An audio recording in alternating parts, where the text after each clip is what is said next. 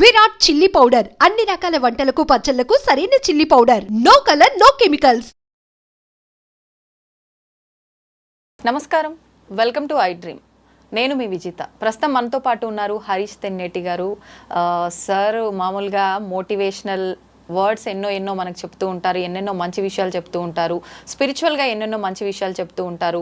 ఒక డాక్టర్గా ఆయన వృత్తి ఆయన నిర్వర్తిస్తూనే మనందరికీ ఎంతో మోటివేట్ చేసే విధంగా ఆయన మాటల ద్వారా మనల్ని ప్రేరేపితం చేస్తున్నారు. వారితో మాట్లాడి ఇప్పుడు అసలు ఆడవాళ్లకు సంబంధించిన విషయాలు కొన్ని మాట్లాడబోతున్నాం. ఇప్పుడు అవేంటో మీరు వీడియోలో చూసి తెలుసుకోండి. సార్తో మాట్లాడేద్దాం. నమస్కారం సార్. నమస్తే సార్. సాధారణంగా పెద్దవాళ్ళు చెప్తూ ఉంటారు, ఎవరైనా చనిపోయినప్పుడు కొన్ని సందర్భాలు ఎక్కువగా వింటూ ఉంటాం ఈ మాట, అరే చాలా మంచోడు రా, అందుకే తొందరగా పోయిండు, మంచోళ్ళకి ఎక్కువ కష్టాలు వస్తాయి, తొందరగా వెళ్ళిపోతారు, కొంచెం అంటే సాడిస్ట్ లాగా ఉండి ఉన్నోళ్ళు మాత్రం వాళ్ళకి ఆయుష్ ఎక్కువ ఉంటుంది అని చెప్పి కదా. ఎందుకని సార్, ఇది వాస్తవమా లేదంటే పరిస్థితుల రీత్యా మనం మాట్లాడే మాటలు అంటారా?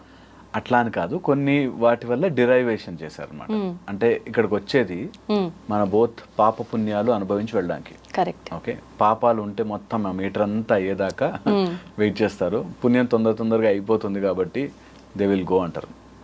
యాక్చువల్గా అయితే అట్లాంటిది ఏది డెఫినేషన్లో మనం చెప్పలేము. కాకపోతే వెనెవర్ పాపము చేసేవాడు జీవితకాలం ఎక్కువ ఉన్నట్టుగా అనిపిస్తుంది. మీరు గమనించి చూడండి, ఏదైనా కష్టంలో ఉంటే ఎప్పుడవుతుందిరా ఈ సమయం అనిపిస్తుంది. ఏదైనా సుఖము ఆనందంగా ఉంటే తొందరగా అయిపోతుంది. ఒక హాలిడే ఫాస్ట్గా అయిపోయినట్టు ఉంటుంది. అదే ఒక sad office or boring day ఎప్పటికవుతుందిరా బాబు అనిపిస్తుంది. అంత పెద్దగా ఉంటుంది. సో అందుకని అట్లా పాపము ఎక్కువ రోజులు అనుభవించాల్సిన పరిస్థితి వస్తుంది అంటారు. సో అందుకని పాపం చేసేవాళ్ళు ఎక్కువ బ్రతుకుతారు అని. ఇది అర్థం చేసుకుంటే మనము ఎన్ని రోజులు బ్రతికాము అనేది కాకుండా మన బ్రతుకులో ఎంత ఆనందాన్ని నింపుకున్నాము, ఎంత పాజిటివిటీని నింపుకున్నాము, ఎంత పుణ్యాన్ని నింపుకున్నాము. ఓకే, ఇది చాలా ఇంపార్టెంట్. పుణ్యం అనగానే చాలా మందికి డౌట్, ఏంటి పుణ్యం, వాట్ ఈస్ పుణ్యం? ఓకే, ఒక్కటే మన లైఫ్లో పాపము లేకపోతే పుణ్యమే. ఓన్లీ పాపం ఈజ్ అవిద్య. అవిద్య అంటే నా గురించి నేను తెలుసుకోలేకపోవడం పాపం. ఓకే ఓకే, మన గురించి మనము తెలుసుకోలేని, నేను నా లోపల ఉండే ఈ స్వరూపాన్ని తెలుసుకోలేనన్ని రోజులు అది పాపము కిందే మరలా జన్మ ఎత్తూ వస్తాం. సో అవిద్య లేకుండా అన్నిటినీ తెలుసుకునే ఆ ఒక్క ఆత్మస్వరూపాన్ని మనం గమనించుకోవాలి అంటారు. సో అది కాక మిగతా ఏమి చేసి దాని క్రెడిట్ తీసుకుంటున్నా అందులో ఇది పాపం పుణ్యం అన్నీ వస్తాయి. అవును, అన్నీ వచ్చినవన్నీ అనుభవిస్తాం. తెలిసి చేసిన పాపము కానీ, తెలియని చేసింది కానీ, లేకపోతే ఎవరి ద్వారానో కానీ, ఫ్యామిలీ కుటుంబ ద్వారం కానీ, లేకపోతే మనం అన్న మనసా వాచా కర్మణ, మాటలతో చేసిన పాపము మాటలతోను, చేతలతో చేసిన పాపం చేతలతోను, మనసుతో చేసిన గాయం మనసుతోను అనుభవించి తీరతాం. Okay, that is how you come back. మనసుతో చేసింది ఎవరినైనా మనసులో చెడు అనుకున్నా సరే మళ్ళీ మనకు మానసిక రోగం వచ్చి అనుభవించే వెళతామంటారు. సో అందుకని మనం కూడా అలా కూర్చుని ఆలోచిస్తాం అంతే, అయ్యో వాడు ఎందుకు ఇలా అన్నాడు అని. అవన్నీ మానసికంగా కర్మ ఫలితం అనుభవించడానికి అదంతా. కొన్నిసార్లు అంటే పాపానికి ప్రక్షాళన ఉంటుంది అంటారు కదా, మరి నిజంగా అలా ప్రక్షాళన ఉంటే మళ్ళీ ఎందుకు అనుభవిస్తున్నామంటారు? పాపానికి ప్రక్షాళనకి కొన్ని రూల్స్ మెథడ్స్ చెప్పారు. దట్ మీన్స్ నువ్వు లోపల నుంచి క్లియర్ అయిపోయి ఆ పాప ప్రక్షాళన చేసుకోవడానికి. ఇక్కడ రోజు చేసే తప్పులన్నీ చేసేస్తూ ప్లస్ ఒకసారి వెళ్ళి ప్రక్షాళన చేసుకుంటాను అంటే కాదు. వీటన్నిటికీ క్లియర్ రూల్ ఉందండి. దట్ యువర్ ఇంటెన్షన్ ఆఫ్ పాప ప్రక్షాళన ఈజ్ సో ఇంపార్టెంట్. నేను చేసిన తప్పులన్నీ చేసి 60 ఏళ్ళకి ఒకసారి స్నానం చేసేస్తాను, లేకపోతే ఆ వ్రతం పూజ చేస్తాను ఈజ్ రాంగ్. మనకి పాప ప్రక్షాళన అంటే తెలియక కొన్ని మనకి చేస్తాం. అది భౌతిక విషయాలు కానీ, ఆధ్యాత్మిక విషయాల్లో కానీ, ఇలాగ మనం కొన్ని తెలియని పాపములు జరుగుతాయి. కాబట్టి అలాంటి వాటికి ప్రక్షాళన ఒక్కసారి మనకి ప్రారంధంలోకి వచ్చాక అది అనుభవించే తీరుతాం. అందులో కొంత ఉపశమనం మనకి ఋషులు మునులు వీళ్ళంతా తపస్సు చేసి ఇవే అడుగుతారు. మానవ జాతి చాలా బాధలు పడుతుందండి, ఏదైనా చెప్పు అంటే మనకి ఒక సత్యనారాయణ స్వామి వ్రతం వచ్చినట్టు. సరే మనుషులు బాధపడుతున్నారు, ఏం చేయాలి అని అడిగితే ఒక వ్రతం చేసుకుంటారా, ఓ మంచి మార్గంలో ఉండండిరా, నలుగురికి దానం చేయండిరా, లేనివాడికి తిండి పెట్టండిరా, నీకు అన్ని దానాల్లోకెల్లా అన్నదానం చాలా గొప్పది, తినిపించండిరా. ఇలాగ మనకి ఎన్ని రకాలుగా చెప్పారంటే నువ్వు భూదానం చేయండి అంటారు, గోదానం చేయండి అంటారు. ఎందుకంటే నువ్వు ముందు ఫస్ట్ నేను పాపం చేశాను, నేను తప్పు చేసి ఉండొచ్చు, దానివల్ల అనుభవిస్తానేమో, నేను మంచి మార్గంలోకి వెళ్ళాలి అనే ఆలోచన రావడం చాలా గొప్పది. ఓకే, నేను తప్పు చేసుంటానేమో, నేను డబ్బులు ఇచ్చేంత స్తోమత లేదేమో, నలుగురికి మంచి మాట సహాయం చేస్తాను, లేకపోతే అట్లీస్ట్ ఎవరికైనా అన్నం వడ్డన చేస్తాను, సర్వ్ చేస్తాను, కర్మ రూపంలోనే చేస్తాను.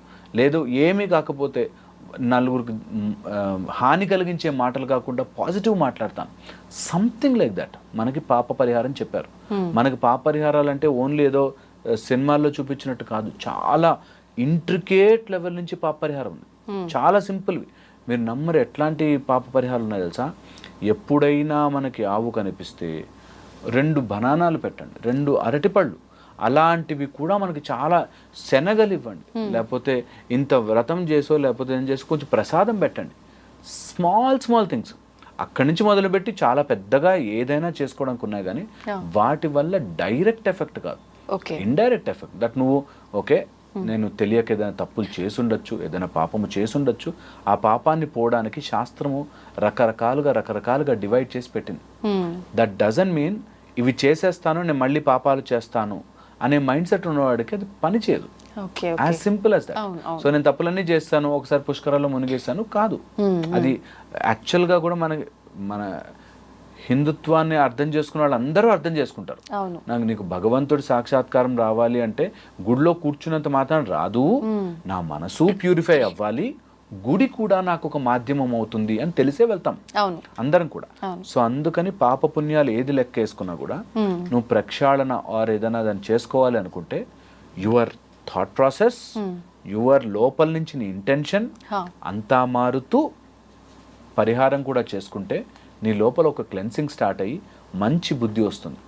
ఓకే, ఇవంతా లెక్క క్యాలిక్యులేషన్ అంతా కూడా 4కి డివిజనే.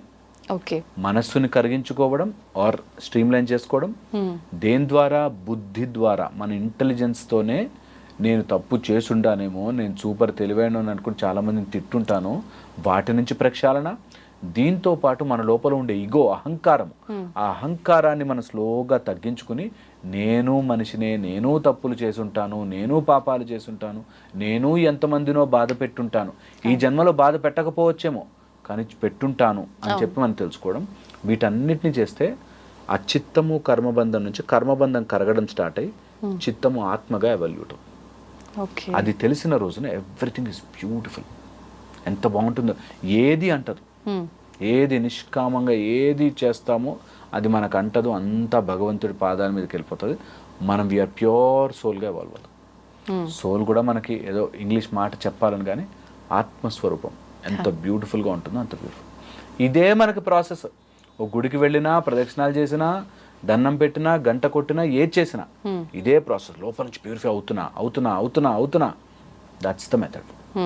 అది ట్రై చేసుకోవాలి everyone. Thank you sir, thank you very much.